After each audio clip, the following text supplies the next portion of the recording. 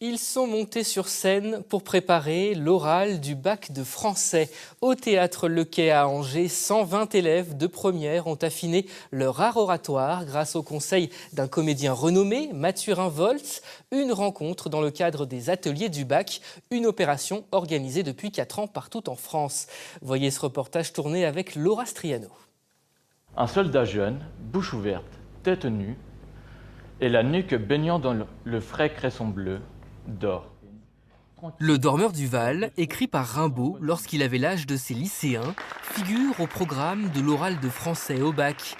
Et pour préparer cette épreuve redoutée, rien de tel que les conseils d'un professionnel.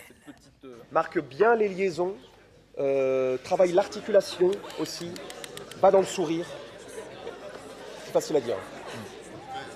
De la diction à la posture et la confiance en soi, Mathurin Volz donne à ses élèves angevins les clés pour s'approprier l'exercice. J'ai commencé à avoir plus de facilité, même si je bégaye encore quelques fois.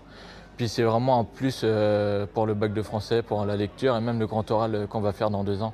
Ça m'a permis ça m'a attiré un peu vers le théâtre et je verrai pourquoi pas peut-être plus tard aller voir un club de théâtre, voir comment ça se passe et pourquoi pas m'inscrire par la suite. Chez vous, vous le dites 2, 3 fois, 5 fois, 10 fois, 15 fois.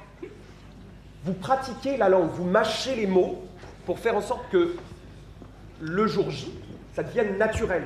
Certains, petit à petit, osent aller sur scène, c'est parce qu'ils se rendent compte de ce que ça fait que d'entendre un texte et du plaisir que c'est tout simplement d'écouter quelqu'un lire un texte. Donc ça, c'est chouette.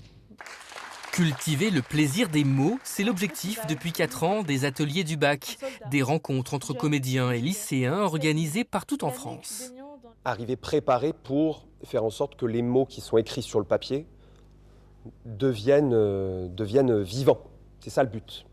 C'est pour ça aussi que je leur demande aussi de lever la tête du papier, pour ne pas faire entendre le papier, mais faire entendre l'âme des mots. Un état d'esprit que ces élèves de première espèrent désormais conserver devant leur jury du baccalauréat dans 3 mois.